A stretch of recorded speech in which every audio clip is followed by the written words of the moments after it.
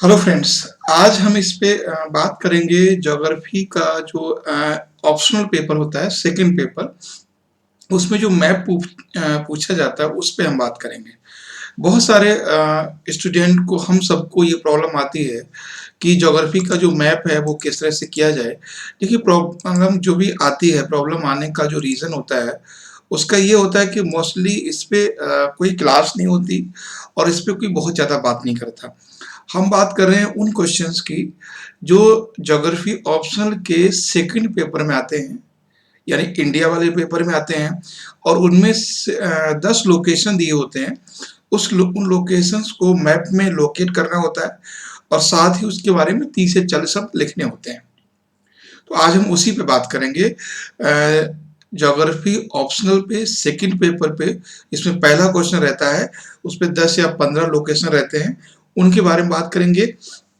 और हमने 2019 को, जैसा कि आपको दिख रहा है, हमने 2019 के पेपर को लिया है। ठीक है, यहाँ आप देखेंगे ये जो यूपीएससी का मेंस एग्जाम का 2019 का पेपर है, इसमें जो लोकेशन पूछेंगे उन पे हम डिस्कस करेंगे। तो पहले हम कुछ इंस्ट्रक्शन देख लेते हैं कि क्या क्वेश्चन देने से पहले वो लोग इंस्ट्रक्शन देते हैं। पहली चीज आपको ध्यान रखना है कि यूपीएससी की जो मेंस का पेपर होता है, जीएस मेंस का ऑप्शन का, उसमें आपको मैप वो फर्स्ट पेपर के लिए देते हैं। मैप वो फर्स्ट पेपर के लिए देते हैं। जैसे मैं आपको दिखाऊं कि ये वाला जो मैप आपके सामने है, ये मैप आपको यूपीएससी के एग्जाम हॉल में ये आपको मिलेगा, सेम मैप मिलेगा। और इस पे आपको लोकेट करना है और आगे इस पे लिखना है। तो आपको ये टेंशन नहीं लेना है कि हमें मैप बनाना है। ठीक है, तो मैप के जो क्वेश्चन के आंसर देते समय क्या क्या वो लोग कहते हैं वो देखिए। उसमें लिखा होता है कि देखो, on the outline map. On the outline मतलब वो आपको दिए गए भारत के रेखा चित्र पर निम्नलिखित सभी स्थिति को अंकित कीजिए। यानी जो पहली बात है, जो भी लोकेशन दिए रहे होते हैं, मैप दिया रहा होता, उस पे आपको लोकेट करना है। और प्रत्येक का, यहाँ पे देखना है, प्रत्येक का भौतिक, वाणिज्यिक, आर्थिक, पारिस्थितिक और पर्यावरणीय और सांस्कृतिक महत्व बताइए। ठीक है, यानी क्या क्या पूछा उन्होंने, physical, commercial, economical, ecological, environmental और कल्चरल।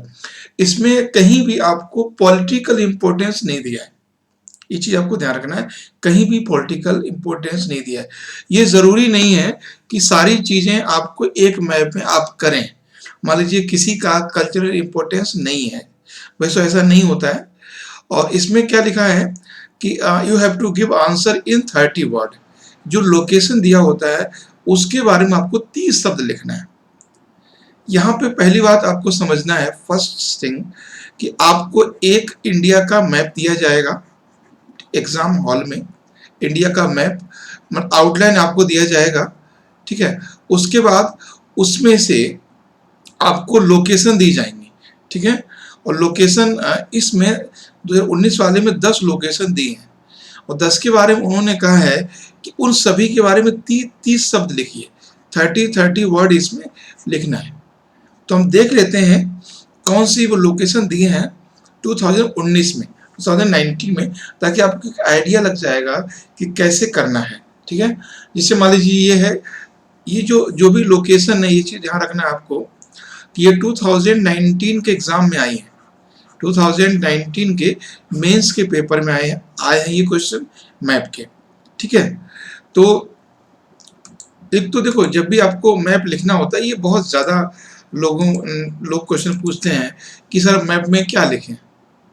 उन्होंने साफ साफ इंडिकेशन दिया है आपको, फिजिकल, इकोनॉमिकल, कल्चरल, इन्वायरमेंटल, ये एस्पेक्ट उसके बारे में लिखना है। ठीक है, जैसे मान लीजिए मनाली है, तो मनाली का इकोलॉजिकल क्या है, वहाँ बायोडाइवर्सिटी है। मनाली का कल्चरल क्या है, वहाँ पे एक फेस्टिवल होते हैं बहुत सारे। दूसरी चीज है वहाँ पे इन्वायरमेंट और इकोनॉमी क्या है, कोई टूरिस्ट प्लेस है, तो ये सारी बातें, तो सबसे पहले हम लोथल को समझते हैं। ठीक है, लोथल जो है लोकेशन हमारा है, वो आपको समझना है कहाँ पर। तो सबसे पहले हम कोई भी मैप करते हैं तो ये चीज़ आपको ध्यान रखनी है मैप के बारे में, सबसे पहले उसका लोकेशन बताना पड़ेगा।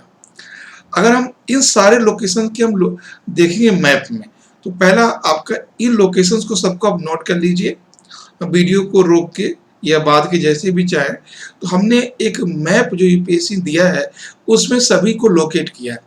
जैसे पहला ये देखिए, आपको इस तरह का मैप मिलेगा एक वहां पर, और इसी पे आपको लोकेट करना है। सपोज कीजिए कि हमें करना है मान लीजिए लोथल, ठीक है, हमें अगर लोथल करना है और लोथल अगर वो 1 नंबर पे है, मेरी बात समझना, अगर लोथल 1 नंबर पे है तो you have to right click here 1, मेरी बात समझना, आपको एक लिख के इस तरह से यहाँ पे क्लिक कर देना। अगर वो पूछता है ब्यास नदी तो आपको यहाँ पे क्लिक कर देना है। उसके बाद उन्होंने क्या पूछा है, हाँ, चिखलंदरा, चिखलंदरा एक हिल स्टेशन है।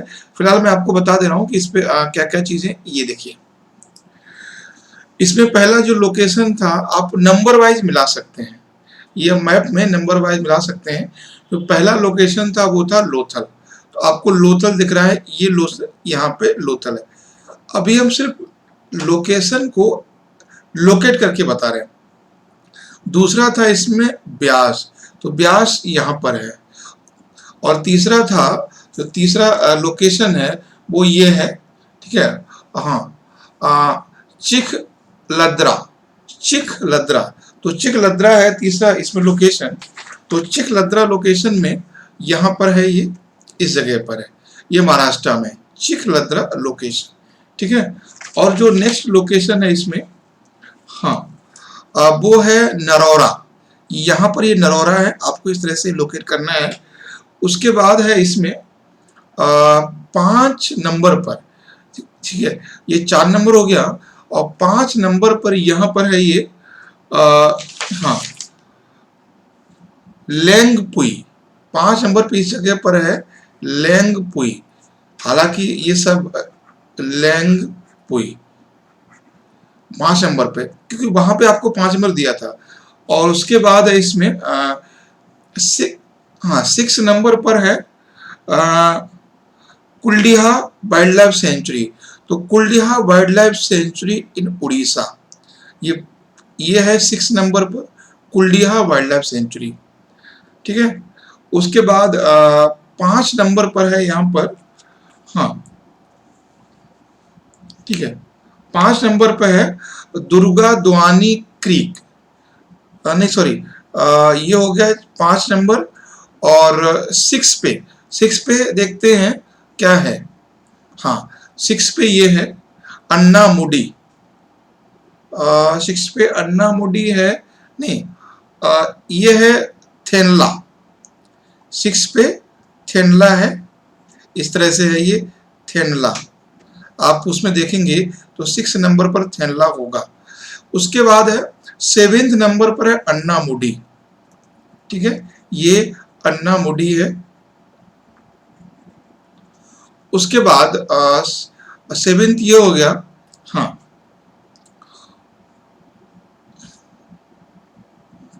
ठीक है, 6 7 8, उसका 9 जो है वो है अंडमान निकोबार, अंडमान निकोबार आइलैंड है वो 9 नंबर पे है।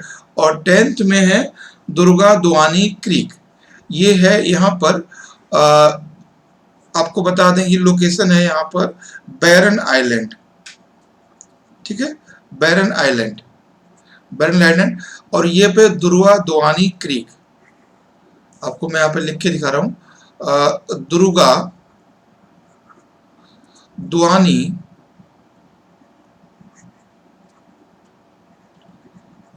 द्वानी क्रीक, ठीक है, तो ये दुर्गा द्वानी क्रीक है। तो ये मैंने वो आपको इसी तरह से करना है। और एक चीज आपके दिमाग में आ रही होगी, सर ये तो कैसे होंगे, एक बात जान लीजिए, अगर आपसे वही लोकेशन पूछेगा जो न्यूज में रहे होंगे, अब आपको किसको नहीं पता होगा कि बैरन आइलैंड कहाँ पर है, ठीक है, लोथल कहाँ पर है, नरौरा कहाँ पर है, ब्यास नदी कहाँ पर है। ठीक है, तो ये सारे लोकेशन थे जो हमने किए थे। कौन कौन से हमने किए हैं? ठीक है, अब हम लोथल के बारे में देख लेते हैं। लोथल के बारे में हमें क्या क्या लिखना है, उसके बारे में हमें समझना है लोथल के बारे में। ठीक है, सबसे पहले हमें समझना है लोथल के बारे में। आपको दिखना है लोकेशन कहाँ पर है। तो Lothal is a ancient location. ये क्या है? ये एक एंशियंट लोकेशन है, या यूं कह सकते हैं ये एंशियंट एक साइट है ये। ठीक है, ये एंशियंट साइट है। कहाँ पर है ये? गुजरात में है। मेरी बात समझ रहे हैं? यही आपको लिखना है, that is a ancient site. कहाँ की है? गुजरात की है। और उसके बाद ये एक पोर्ट सिटी है।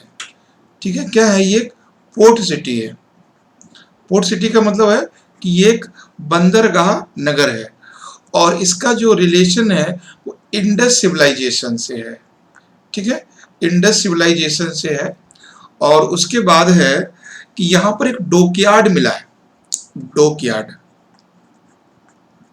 ठीक है, यहाँ पर एक डॉकयार्ड मिला है। डॉकयार्ड का मतलब होता है हार्बर। हार्बर का मतलब होता है ऐसी जगह जहाँ पर शिप खड़े होते हो। ठीक है, इसका मतलब है that location was connected international trade. मतलब ये अंतरराष्ट्रीय व्यापार से ये कनेक्ट थे, इंटरनेशनल ट्रेड। ठीक है, ये इंटरनेशनल ट्रेड से संबंधित थे। तो मेरी बात आपको समझ में आ गई? क्या क्या लिखना आप इसमें से? आपको 30 वर्ड ही लिखने। इतने सारे पॉइंट हमने यहाँ पे दे दिए आपको, 30 वर्ड्स ही यहाँ पे लिखने हैं। That is a ancient city या लोकेशन। कहाँ पर है? गुजरात में है। ये एक पोर्ट सिटी है, इंडस सिविलाइजेशन से संबंधित है। डॉकयार्ड यहाँ पे मिला है, और ये इंटरनेशनल ट्रेड के लिए जाना जाता है। इतनी सारी चीजें हैं यहाँ पर आपको लिखने के लिए। ठीक है, तो आप इसका ज्योग्राफिकल भी समझ गए, फिजिकली समझ गए, इन्वायरमेंट समझ गए, इकोनॉमिकली। इकोनॉमिकली का मतलब होता है कि ये ट्रेड संबंधित है। ठीक है, तो यहाँ तक कोई क्लियर है? कोई दिक्कत तो नहीं है? उसके बाद देखते हैं ब्यास नदी। ठीक है, इसको हम देखते हैं ब्यास नदी। ब्यास नदी जो है, पहली बात है कि नॉर्दर्न हिमालयन रिवर। आप यहीं पर लिखते जाना कि नॉर्दर्न हिमालयन रिवर। ठीक है, ये नॉर्दर्न हिमालयन रिवर है, और इसका जो ओरिजिन होता है, ओरिजिन है वो हिमाचल प्रदेश में है। ठीक है, ब्यास कुंड से, ब्यास कुंड से उसका ओरिजिन है। ठीक है, ब्यास कुंड से इसका ओरिजिन है, और ये नदी हिमाचल प्रदेश और पंजाब में फ्लो करती है। ठीक है, और ये सतलज में मिल जाती है। मेरी बात समझ रहे हैं आप? सतलज में ये मर्ज कर जाती है। इसका इम्पोर्टेंस क्या है? इसका इम्पोर्टेंस है सरफेस वाटर, ग्राउंड वाटर, और इरिगेशन,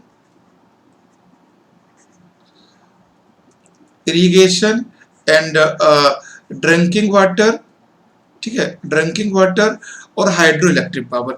तो ये हो गए ब्यास नदी के बारे में। इतने सारे पॉइंट आपके पास। That is northern Himalayan river, origin इसका हिमाचल प्रदेश से ब्यास कुंड से है, और ये नदी पंजाब और हिमाचल प्रदेश में बहती है, और सतलज में ये मर्ज करती है।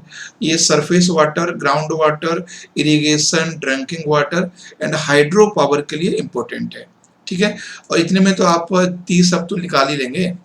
इनको बस क्या करना है, आपको सेंटेंस में बदल देना है, और कुछ भी नहीं करना है। ठीक है, चिखलदरा। चिखलदरा क्या है, इसको समझना है। चिखलदरा को पहले आप मैप में देख लीजिए, ये कहाँ पर है। ठीक है, अगर मैप की बात करें तो ये इस जगह पर है, 3rd नंबर पे था ना, तो ये है। हाँ, चिखलदरा जो है वो यहाँ महाराष्ट्र में। ठीक है, ये महाराष्ट्र में। अब देखते हैं ये है क्या। हम इसके बारे में बात करें, 3rd पॉइंट के बारे में। सबसे पहले बस यही देखा करो कि ये है क्या चीज। तो that is a hill station. ये एक हिल स्टेशन है। ठीक है, हिल स्टेशन है, और ये कहां पर है? महाराष्ट्र में। ठीक है, ये महाराष्ट्र में है।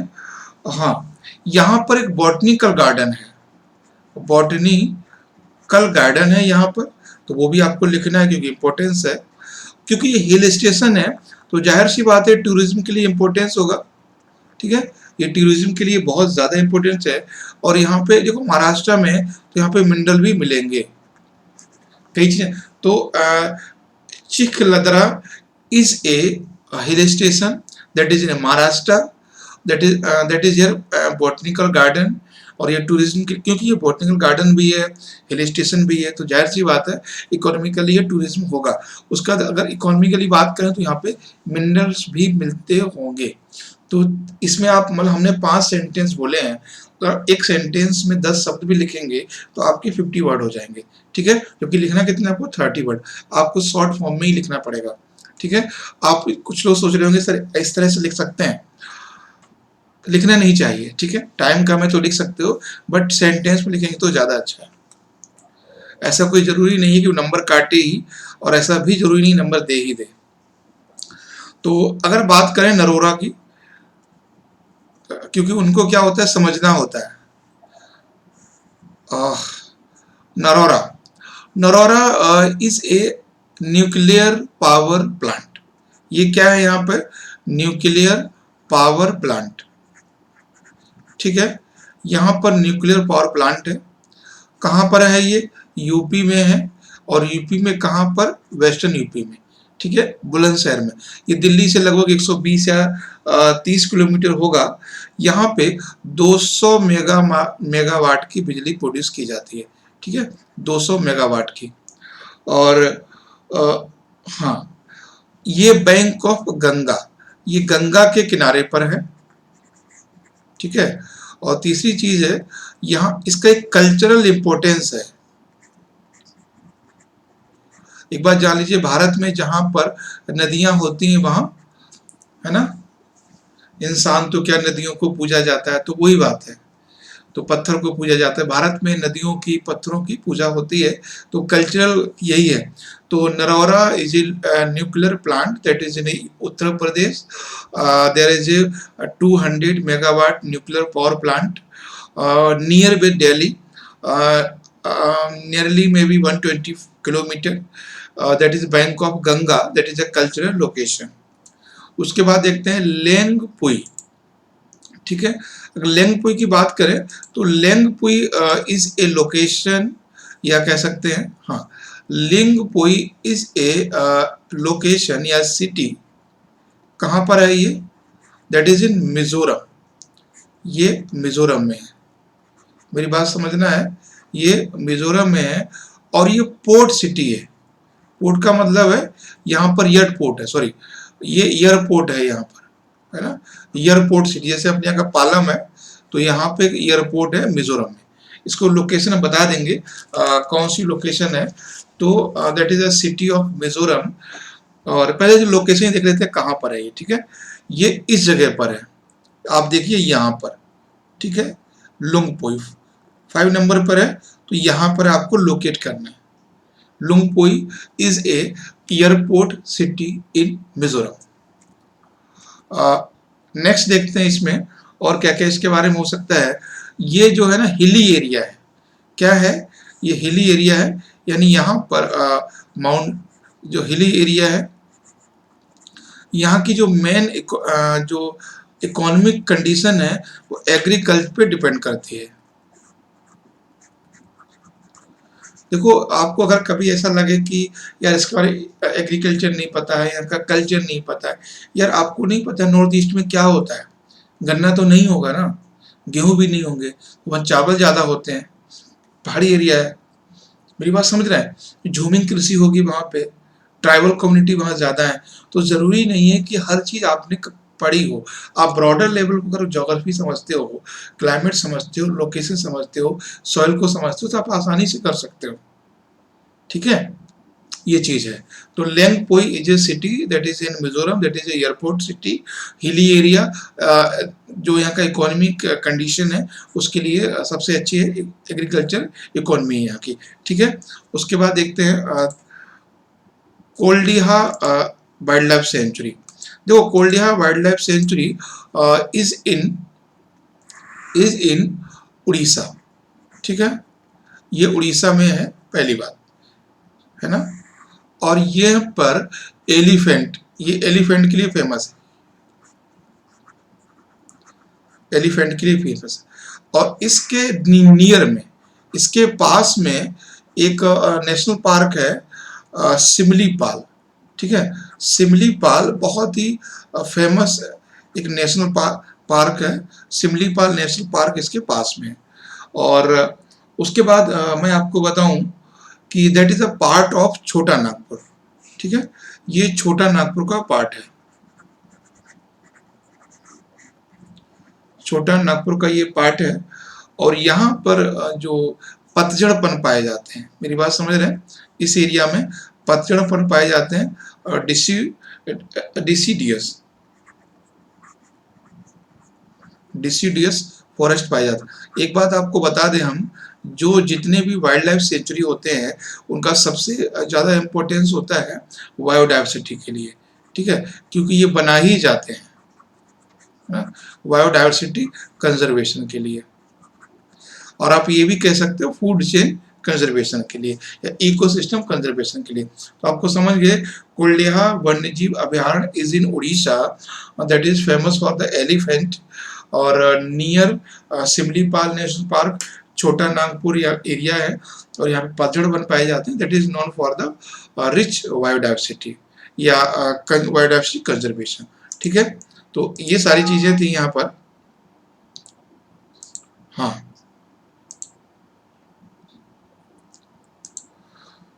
ओके, तो नेक्स्ट देखते हैं इसमें हम, वह थेनमाला। थेनमाला क्या है? Thenmala is a hill station, ठीक है, Thenmala is a hill station, tourist location, that is a tourist location या सिटी या area, that is in Kerala. कहाँ पर है ये? केरला में, ये केरला में, that is part of western Ghat, ठीक है, ये वेस्टर्न घाट का पार्ट है। यहाँ पर नीलगिरी थार, ठीक है, नीलगिरी थार यहाँ के लिए यहाँ जाने मतलब मिलते हैं। हाँ, और दैट, हाँ,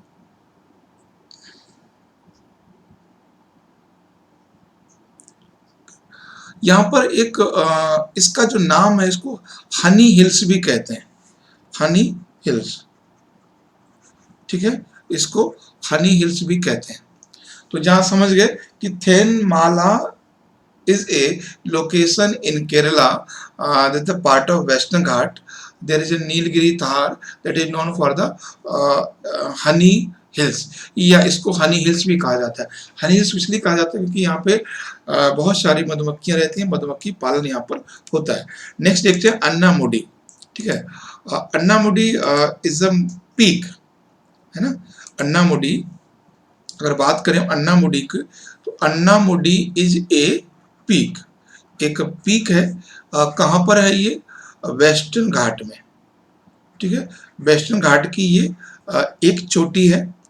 और एक चीज मैं आपको बता दूं, दैट इज बेस्ट, हाँ, वेस्टर्न घाट में चोटी है। और इसका अगर पूछा था लोकेशन कहाँ पे, तो that is located in Kerala, ये केरला में लोकेटेड है। उसके बाद that is area of hot spot, ये हॉट स्पॉट का एरिया। एक बात हम बता दें आपको, अगर ये माउंटेन एरिया है तो वहाँ पे एक चीज तो नॉर्मल सी होती है, वो होती है टूरिज्म। ये आप कहीं भी अगर आप लगा सकते हैं, ठीक है, हाँ, टूरिज्म यहाँ पे जाना जाता है। और यहाँ पे नीलगिरी थार भी पाया जाता है, ठीक है। तो ये जान लीजिए कि ये जो एरिया है वो केरला का है, और ये हॉट स्पॉट एरिया, आपको पता है कि western Ghat is a hot spot. Next हम देख लेते हैं जल्दी से, वो है बैरन आइलैंड, ठीक है। Barren Island, Barren Island is active volcano, active volcano. मेरी बात समझ रहे हैं आपको? ये सक्रिय ज्वालामुखी है। कहाँ पर है ये आप लिख सकते हैं बे ऑफ बंगाल, आप अभी कह सकते हैं बे ऑफ बंगाल, या फिर ये कह सकते हैं that is a part of Andaman Nicobar island, ये अंडमान निकोबार का पार्ट है, अंडमान निकोबार का। अभी कुछ साल पहले यहाँ पे वॉल्केनो एक्टिव हुआ था। और तो ये वेरिन आइलैंड है, आपको मैं दिखा देता हूँ कहाँ पर है। और वेरिन आइलैंड का पर्पस ये है कि ये भारत का एकमात्र भारत में एक्टिव वॉल्केनो, अगर आप मैप में देखना चाहेंगे तो यहाँ पर है ये, ठीक है। अगर मैप की बात करें, दैट इज वेरिन आइलैंड पार्ट, यहीं पर नारकोंडम है, ये नारकोंडम है, तो ध्यान रखना है वेरिन आइलैंड। क्वेश्चन ऐसे ही पूछा जा सकता है, ये बे ऑफ बंगाल में है, और क्वेश्चन ऐसे भी पूछा जा सकता है किस राज्य में है, ठीक है। तो भारत का एकमात्र एक्टिव सक्रिय ज्वालामुखी है। और एक चीज और बता दूं मैं आपको कि that is part of Himalaya, ठीक है, ये फोल्ड हिमालय का पार्ट है। ये चीज आपको बताना जरूरी है यहाँ पे, क्योंकि पहले क्या था कि बुक्स में ऐसा नहीं देते थे, अब एनसीईआरटी में आने लगा है Andaman Nicobar is the part of Himalaya, ठीक है। तो फोल्ड है तो जाहिर सी बात है, तो एक्टिव वॉल्केनो है, बे ऑफ बंगाल में हो सकता है, कभी पूछ ले आपसे किस राज्य में है, तो that is part of Andaman Nicobar island, ठीक है। और ये फोल्ड माउंटेन का पार्ट है। उसके बाद हम देखते हैं हाँ हाँ, दुर्गा दुर्गा द्वानी ज्वारीय नदी, सर्किल दुर्गा द्वानी क्रीक। देखो क्रीक का मतलब क्या होता है, पहले देख लेते हैं कि है कहां पर। तो ये वेस्ट बंगाल में है, ठीक है, ये पश्चिम बंगाल में है। और दुर्गा द्वानी का मतलब होता है वेट, सॉरी, क्रीक का मतलब होता है water body area, water body area, ठीक है। और ये ऐसा एरिया होता है जो सीस या ओशियन से लगता होता है। मेरी बात समझना कि क्रीक का मतलब होता है, जैसे सर क्रीक है, तो सर क्रीक भारत और पाकिस्तान के बीच में डिस्प्यूट है, उसी तरह से ये दुर्गा द्वानी ज्वारीय नदी द्वीप है, नदी है। और ये कहाँ पर है, वेस्ट वेस्ट बंगाल में है। और इसकी मैं लोकेशन बता देता हूँ आपको, यहाँ पर है ये, ठीक है, इस जगह पर है, यहाँ पर। मेरी बात समझ आ गई आपको? यहाँ पर है ये दुर्गा द्वानी क्रीक। तो ये न्यूज में क्यों है, आपको ये बताना जरूरी है। यहाँ पर टाइडल पावर प्लांट पहले था, फिर से इसको शुरू किया गया है। तो यहाँ पर that is non for the tidal power plant, ठीक है, टाइडल पावर प्लांट, ज्वारीय ऊर्जा के लिए। यहाँ जो टाइडल पावर प्लांट बना है वो 3.7 मेगावाट का है, 3.75 मेगावाट का। तो कभी शायद क्वेश्चन बन जाए, तो ध्यान रखना है कि Durga Duani is a sir creek that is in West Bengal. Creek is a water body near with land and particular ocean and the sea that is known for the tidal power plant. The tidal power plant capacity is 3.75 megawatt. Clear है? तो ये सारी चीजें थी, और ये आपको map है, आप चाहे तो आप इसका, मैं आपको इसका प्रिंट आउट दे दूंगा, ठीक है। आप इस वीडियो के डिस्क्रिप्शन बॉक्स में जाएंगे तो आपका उसका लिंक मिल जाएगा, वहां से ये सारी चीजें, यहाँ से आपको पूरा जो पीडीएफ मैंने डिस्कस किया है पूरा आपको इसका ये भी आपको मिल जाएगा। ये वो लोकेशन जो हमने लोकेट की है, और आप मैंने कर तो दी है नंबर वाइज, और मैं आपको एडवाइस ये करूंगा आप ये मैप निकालें, ठीक है। और इस मैप को आप प्रिंट आउट कराएं, आप जो भी लोकेट करें खुद से किया करें। हमारा तो देखा ठीक है, लेकिन खुद से करेंगे, घबराएं नहीं। लोकेशन थोड़ा इधर उधर भी होगा तब भी कोई वहां पे स्केल लेके नहीं बैठता है, लेकिन आपका जो रिटन मटेरियल है वो अच्छा होना चाहिए, सुंदर साफ और एक टॉपिक से रिलेट करना चाहिए, ऐसा नहीं कुछ भी लिख रहे हैं, है ना। अगर मान लीजिए आ गया पोरबंदर, तो सिर्फ गांधी के बारे में पूरी कहानी लिख दी आपने, है ना, तो ऐसा नहीं है। अगर साबरमती आ गया तो सिर्फ गांधी के बारे में बात कर दी, ऐसी बात नहीं है, ठीक है। तो इन चीज़ों को समझना है। और बाकी आप जो मैंने सिर्फ ये क्लास इसलिए ली ताकि आपको समझ में आए कि ज्योग्राफी के मेंस का जो क्वेश्चन रहते हैं मैप के, वो किस तरह से किए जाए। तो सबसे पहले आपको क्या करना होता है, मैं आपको यही कहना चाहूँगा कि जो भी क्वेश्चन आप सबसे पहले देखो ये है क्या, क्या है वो लिखना है, फिर कहाँ है ये लिखना है, फिर वहाँ पर क्या क्या है वो लिखना है, उसका इम्पोर्टेंस इकोलॉजिकल है, इकोनॉमिकल है, कल्चरल है। जैसे मान लीजिए अजमेर है तो उसका कल्चरल भी है, इकोनॉमिकल भी है। बोध गया है, कल्चरल भी है, इकोनॉमिकल भी है, ठीक है। और शिमला है, जोग्राफिकल, इन्वायरमेंटल, कल्चरल, इकोनॉमिकल सब है। तो ऐसी चीज़ों को लिखना है। और ये भी ध्यान रखिए, ज़रूरी नहीं है कि सारे पॉइंट आपके आ जाएं, कि आप ज़बरदस्ती पर्यावरण भी लिख रहे हैं, इकोनॉमी भी लिख रहे हैं, कल्चर लिख रहे हैं, ऐसा कोई ज़रूरी नहीं। उन्होंने कहा कि ये पॉइंट होने चाहिए, सभी में होने चाहिए, ऐसा नहीं है। बस आपकी मेरी गुजारिश आपसे यही है कि आप 30 शब्दों से ज़्यादा ना होने दें, ठीक है। आप क्या करें, जो 30 शब्द हैं उनसे आप ज़्यादा ना होने दें, क्योंकि अगर आप उनसे ज़्यादा होने देंगे तो आपके और क्वेश्चन का टाइम किल हो जाएगा, ठीक है। तो बाकी मैं अगला जो स्टेट लाने वाला हूँ, स्टेट में करा रहा था, MP लाने वाला हूँ मध्य प्रदेश। Thank you.